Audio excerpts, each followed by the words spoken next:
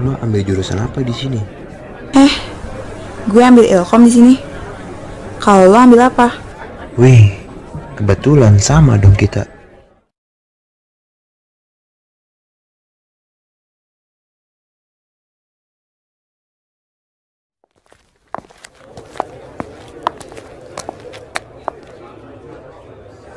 Lo ngapain ngikutin gue? Gak apa-apa. Lagi gue juga gak tahu harus kemana. Lagi pula, habis ini kan kita bakal bareng lagi buat ngumpul per kelompok.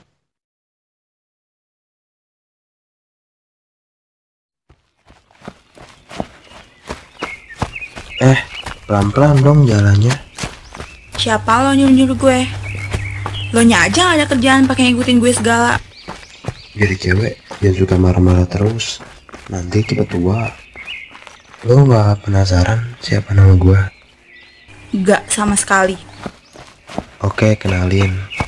Gue Alex. Nama lo siapa? Gue nanya kali. Kok malah diem? Gue Karin.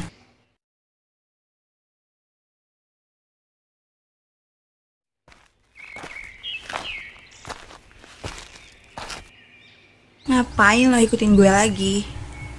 Kan ini udah waktunya pulang. Gak apa-apa. Cuma mau mastiin kalau lo bener-bener nyampe parkiran. Udah, gue cabut dulu ya. Bye.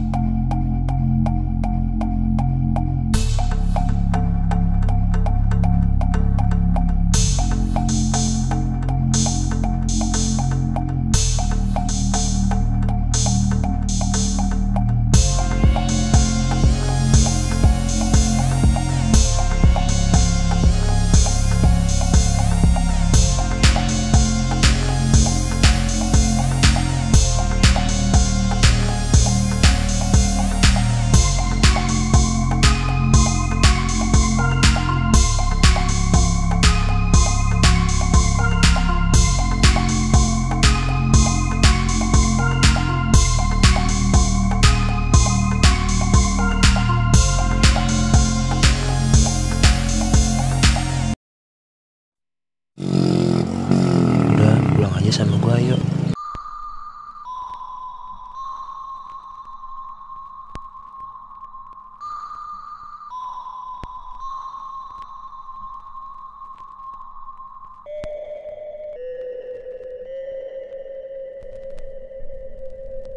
Karin, lo kira gue tukang ojek apa? Langsung ditinggal gitu aja.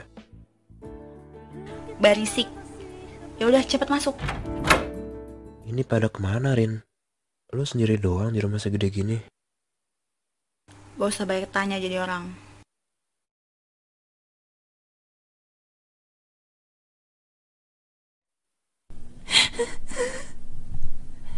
When somebody loved me, everything was Lo kenapa, Rin? every hour Are you okay? Rin, lo kenapa? Ada apa? Gue siap kok dengerin lo kalau lo mau cerita. when she was happy so. Setelah Karin selesai bercerita, Alex pun menghampirinya dan mulai mendekat Karin supaya rasa sedihnya hilang lagi. Namun, sesuatu yang sebenarnya tidak diinginkan pun terjadi. Alex mulai berani memegang tubuh Karin terus-menerus, dan karena terbawa oleh suasana, akhirnya Karin dan Alex pun menuju ke kamar.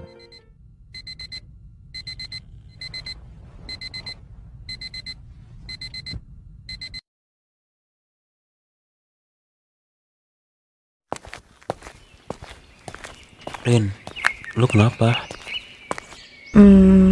Nggak apa-apa kok. Pergi yuk, Rin. Alex mengajak Karin menyusuri kota di sore hari. Alex berpikir, apakah Karin menjadi diam begini gara-gara yang terjadi semalam? Alex pun mengajak Karin mengobrol. Untungnya, Karin meladeni pembicaraan Alex. Sebenarnya, Alex sudah suka kepada Karin dari pertama kali bertemu. Dia pikir gadis itu sangat unik. Setelah beberapa jam menyusuri kota, Alex bertanya kepada Karin apakah ia ingin ikut Alex ke kosannya. Dan Karin pun menjawab iya. Mereka pun menuju ke sana. Kita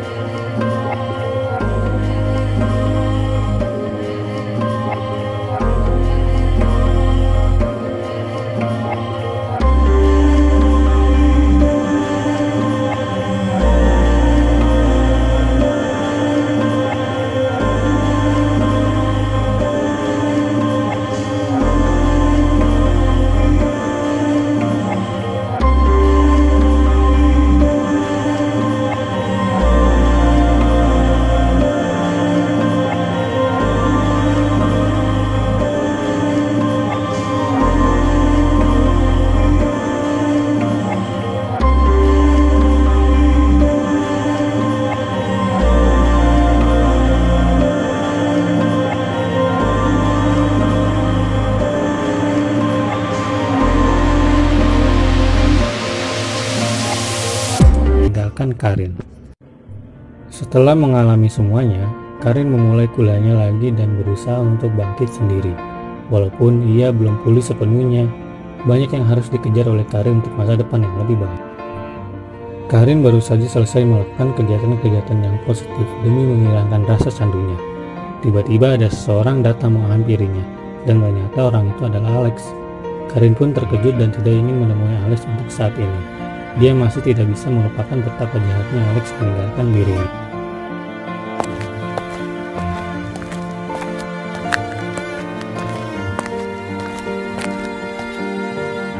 Rin, biar gue jelasin semuanya, oke? buat apa? Lo yang udah ninggalin gue tiba-tiba. Karena itu Rin, gue mau jelasin semuanya. Alex sangat menyesal telah meninggalkan Karin dengan keadaan yang sangat tidak baik. Alex bercerita bahwa sudah pernah masuk ke dalam dunia gelap tersebut karena depresi ditinggal oleh kedua orang tuanya. Jadilah Alex mencoba semua hal-hal buruk tersebut sampai ia sadar harus kerja untuk membiayai hidupnya sendiri. Selama bekerja, Alex memang sudah tidak mengkonsumsi hal-hal tersebut. Tapi semua berubah saat awal kuliah bertemu teman lamanya dan ditawari lagi barang haram tersebut. Awalnya Alex tidak mau karena sudah tertarik dengan Karin. Namun temannya tetap memberikan dengan alasan untuk disimpan. Pada saat itu, Alex dan Karin sudah saling mencinta serta pada saat itu juga mereka melakukan hubungan badan untuk pertama kalinya. Setelah hal itu terjadi, Alex merasa sangat aman dengan Karin dan ia merasa bahwa ia harus menjaga Karin. Namun semua hal berubah ketika semester 6 mereka dilanda oleh banyaknya tugas yang menyebabkan mereka stres. Sehingga Alex menggunakan kembali barang haram tersebut yang ia simpan dari temannya. Sayangnya Alex menggunakan barang haram tersebut bersama Karin, sehingga Karin terjerumus ke dalamnya. Karena Karin terjerumus dan semakin memburuk, Alex pun meninggalkannya sendiri. Karin yang mendengar penjelasan Alex pun menangis. Ia tidak menyangka bahwa Alex mengalami kejadian yang sama dengan dirinya. Setelah mereka berbicara dan saling meminta maaf atas apa yang terjadi, mereka berdua akan melakukan hal-hal baik untuk kedepannya. Mereka akan menjalani kehidupannya lagi dimulai dari menyusun ketertinggalan di kuliahnya sambil memperbaiki hubungan mereka berdua. Sebesar apapun dan seberat apapun masalah kehidupan yang kalian sedang hadapi, seperti contoh cerita di atas, jangan sampai kita melakukan hal-hal yang membuat rugi diri kita sendiri atau membuat rugi orang lain. Jangan sampai berpikir bahwa terjun ke dunia gelap untuk mencoba hal-hal yang berbau narkotika adalah pilihan terbaik untuk melupakan masalah yang terjadi. Karena itu bukan suatu solusi dan itu tidak akan membuat masalah yang terjadi akan hilang begitu saja. Karena hal tersebut dapat menimbulkan kerusakan-kerusakan yang akan terjadi pada tubuh Anda. Pikirlah bahwa hal-hal positif di dunia ini masih banyak. Banyak pilihan untuk menjalani kehidupan yang lebih baik.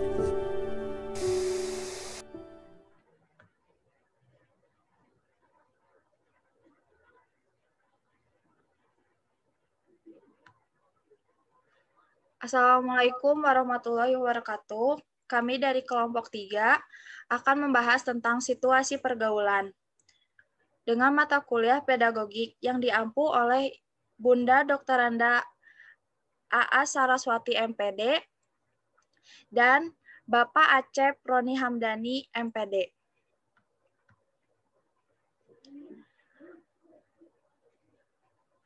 Anggota kelompok Devi Agustina Nur Aini dengan MPM 2050607173, Mutiara Anissa dengan MPM 2050606174, Fani Rahmasari Putri dengan MPM 2050606176, Najwa Alfaiza Ridwan dengan MPM 2050606180, Fitri Fujawati dengan MPM 2050609190, Muhammad Ilham Syakirana dengan MPM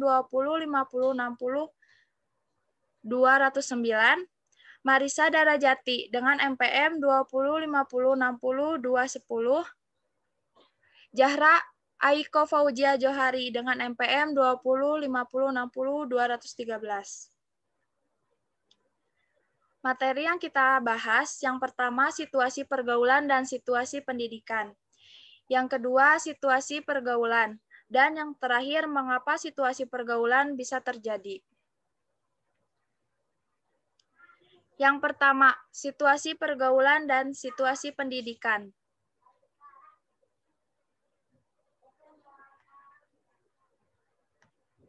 Nah, dua orang atau lebih bersama-sama mengadakan hubungan antara sesamanya akan membentuk situasi yang disebut pergaulan.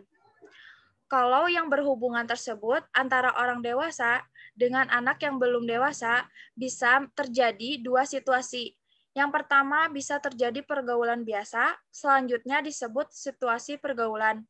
Dan yang kedua, situasi lain yang timbul bisa terjadi situasi pendidikan.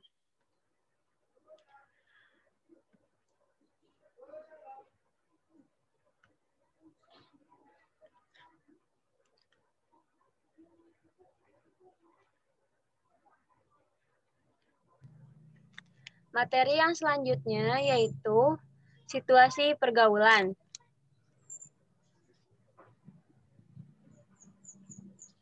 Jika dalam suatu pergaulan antara orang dewasa dengan anak didasarkan atas niat untuk memuaskan keinginan orang dewasa atau untuk keuntungan orang dewasa dan tidak didasarkan untuk mencapai tujuan pendidikan, baik tujuan umum, tujuan tak lengkap, tujuan sementara, tujuan insidental, dan tujuan intermedier, maka situasi yang tercipta bukan situasi pendidikan, melainkan situasi pergaulan.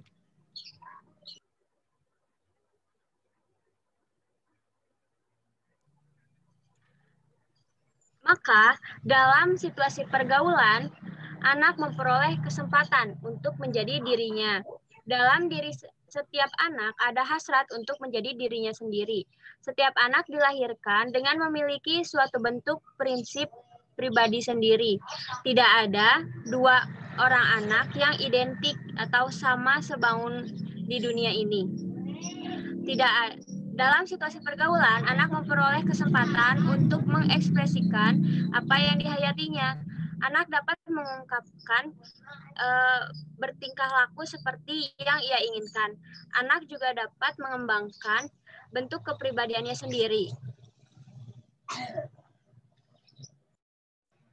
Untuk selanjutnya akan disampaikan oleh rekan saya.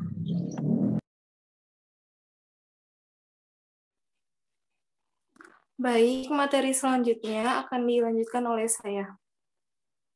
Oleh karena itu, selama anak tidak melanggar norma atau nilai-nilai pedagogis, sebaiknya ia diberikan kebebasan seluas-luasnya untuk bergerak dan berbuat sesuatu. Biarkan anak merasa kehidupannya sebagai anak, situasi pergaulan yang sifatnya wajar dan alamiah, memberikan kesempatan kepada anak untuk menyerap dan mencerna semua pengalaman sesuai pilihan kesukaannya tanpa merasa ada paksaan. slide selanjutnya.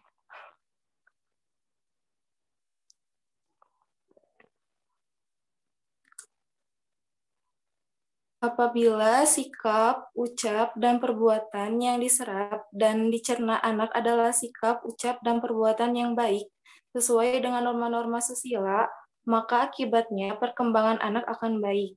Namun sebaliknya, apabila sikap, ucap, dan perbuatan yang diserap dan dicerna anak adalah sikap, ucap, dan perbuatan yang tidak baik dan tidak sesuai dengan norma-norma susila, maka akibatnya bagi perkembangan pribadi anak akan buruk pula. Materi selanjutnya akan dilanjutkan oleh rekan saya.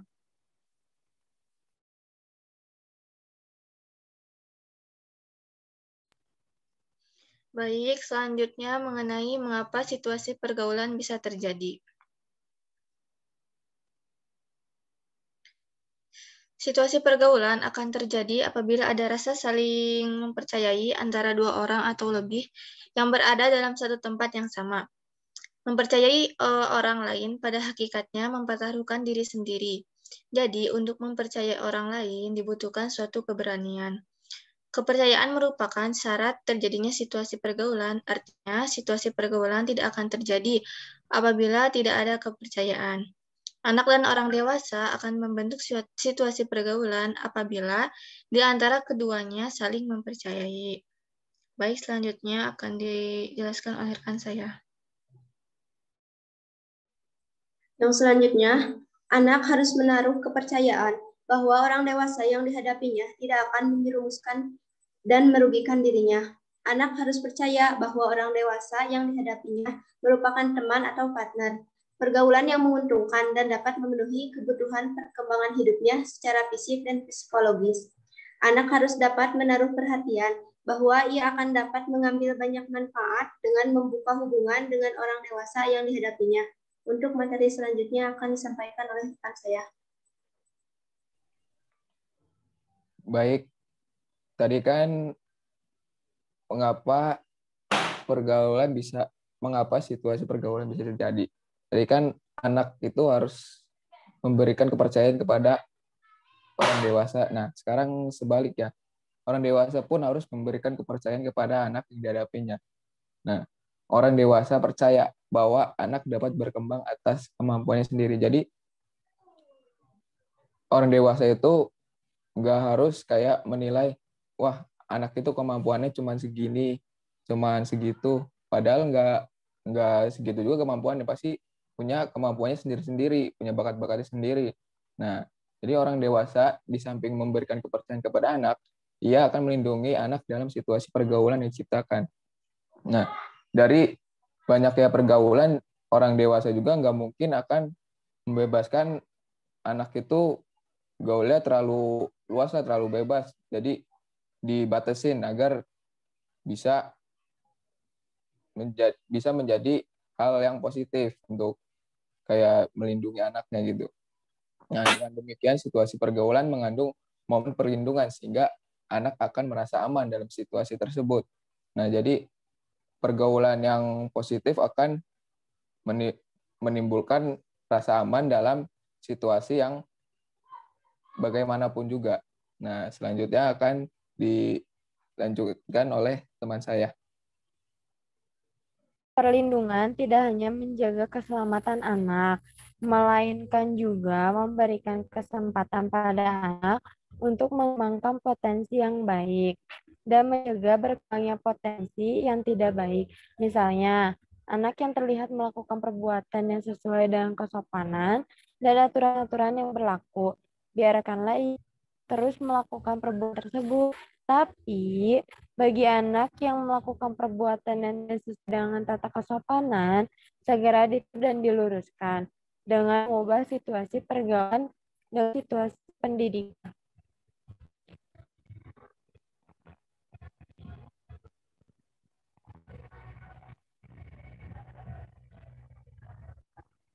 Selanjutnya akan dijelaskan oleh teman saya.